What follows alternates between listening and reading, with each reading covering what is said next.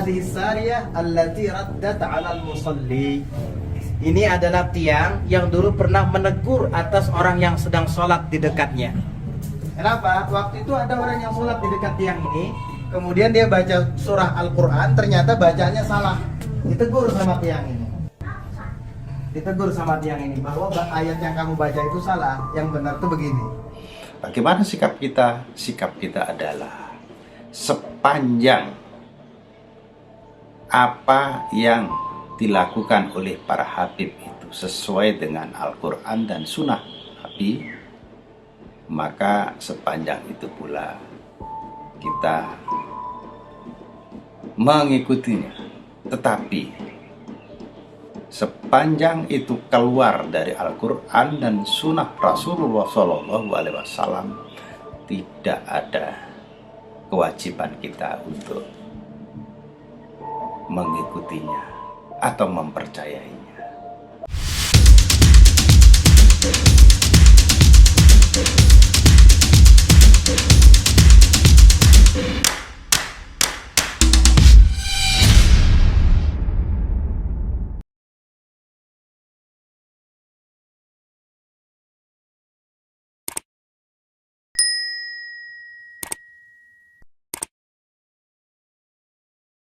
Hadhihi sariyah allati raddat 'alal musalli. Ini adalah tiang yang dulu pernah menegur atas orang yang sedang sholat di dekatnya. Kenapa? Waktu itu ada orang yang sholat di dekat tiang ini, kemudian dia baca surah Al-Quran, ternyata bacanya salah. Ditegur sama tiang ini. Ditegur sama tiang ini bahwa ayat yang kamu baca itu salah, yang benar itu begini. Akhirnya dia yang sholat tadi pun membenarkan bacaannya berkat teguran tiang ini. Setelah dia salam, dia lihat ternyata tiang ini yang menegur, gak ada siapa-siapa. Makanya diabadikan, lalu diukir di sini tulisan Hadhihi sariyah allati raddat 'alal musalli. Ini adalah tiang yang dulu pernah menegur atas orang yang sholat di sampingnya ketika salah baca Al-Quran. Habib Muhammad Maulad Dawila punya anak di situ. Habib Muhammad Maulad Dawila mengatakan, wahai anak-anakku, aku kepingin tahu sudah nyampe mana kamu itu. Coba ayo, coba terbang satu-satu. Disuruh terbang satu-satu. Bagus. Tinggal yang paling kecil kalau nggak salah lah Habib Abdurrahman Segaf. Tiri Abdurrahman, terbang. Gal marhaba. Takut anu pak. Terbang, terbang ditembus sampai atap rumahnya ditembus jebol dus. Kemudian kata Habib Muhammad Maulana ngerusak gitu. Turun. Tapi ya nggak ngomong rusak nih, nggak tambahan dari saya. Dus ditembus kemudian turun cukup yuk ngerusak atap kamu ini. Kemudian kata Habib Abdurrahman Segaf, demi Allah kalau aku nggak dipanggil sama abahku, langit itu aku tembus. Itu Habib Abdurrahman Segaf. Bismillahirrahmanirrahim. Assalamualaikum warahmatullahi wabarakatuh. Sahabat Indonesia Insight yang dirahmati oleh Allah Subhanahu wa Ta'ala, dimanapun Anda berada, semoga dalam keadaan sehat walafiat dan selalu dalam lindungannya. Sahabat, di video opening kita telah saksikan seorang habib membawa jamaahnya ke kota Tarim, Hadramaut, Yaman.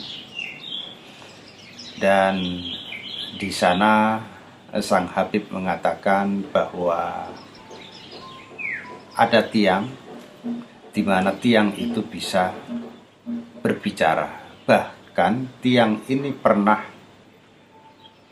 menegur orang yang salah bacaannya dalam sholat. Ini sesuatu yang luar biasa, yang tidak pernah kita dengar di zaman Nabi dan di zaman 4 khalifah. 4 khalifah setelah Rasulullah Sallallahu Alaihi Wasallam. Nah, dari sini kita juga banyak menyaksikan bahwa tidak sedikit khurafat itu muncul dari oknum-oknum habib yang berasal dari Yaman. Kalau di Indonesia ini anak turun dari Mbak Alawi, di mana ada tesis dari Yai Imaduddin Al-Bantani bahwa nasab dari anak turun Ba'alawi di Indonesia itu tidak nyambung sampai ke Rasulullah. Nah, perdebatan nasab ini sudah 2 tahun dan belum ada titik temunya.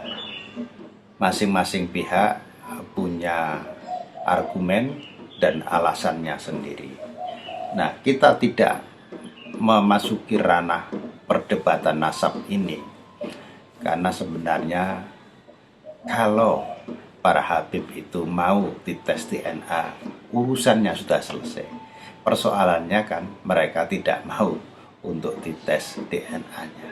Ini yang menjadi salah satu faktor di mana persoalan nasab tidak kunjung selesai. Walaupun PBNU sendiri sudah turun tangan untuk ini. Nah, kita kembali ke bab Habib tadi yang ada di Tarim sana.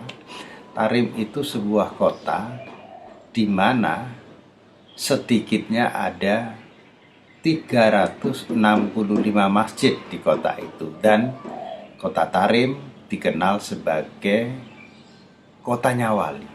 Bahkan seorang tukang tambal ban saja itu waliullah. Ini versi Habib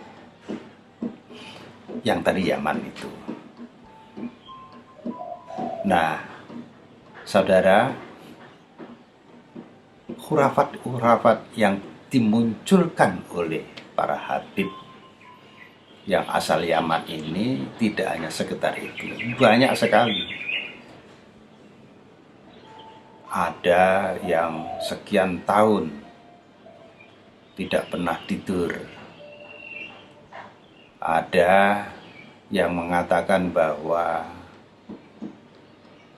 Habib yang bodoh pun itu lebih mulia dari 70 ulama yang berilmu.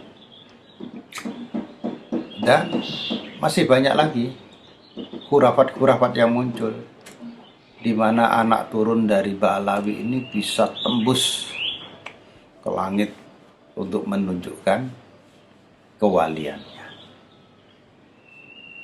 Nah, mereka inilah yang sekarang mendominasi di Indonesia dalam bab keturunan Rasulullah Shallallahu Alaihi Wasallam. Bagaimana sikap kita? Sikap kita adalah sepanjang apa yang dilakukan oleh para habib itu sesuai dengan Al-Quran dan Sunnah Nabi, maka sepanjang itu pula kita mengikutinya. Tetapi sepanjang itu keluar dari Al-Quran dan Sunnah Rasulullah SAW, tidak ada kewajiban kita untuk mengikutinya atau mempercayainya. Inilah sikap tegas kita dalam hal perhabiban ini. Jangan sampai karena kita menganggap para habib itu adalah waliullah, maka apa saja yang keluar dari mulut si habib itu adalah baik. Tidak semuanya. Yang baik kita ambil, yang buruk kita tinggalkan. Ini sikap kita yang paling baik menghadapi para habib ini, supaya tidak ada lagi penjajahan spiritual di Republik ini. Saudara, saya yakin bahwa Anda punya pendapat tentang perhabiban ini. Dan jika Anda punya pendapat, silahkan ditulis di kolom komentar. Dan jika video ini dinilai bermanfaat, silahkan di-share. Terima kasih atas perhatiannya. Billahi taufiq walhidayah waridho wal inayah. Wassalamualaikum warahmatullahi wabarakatuh.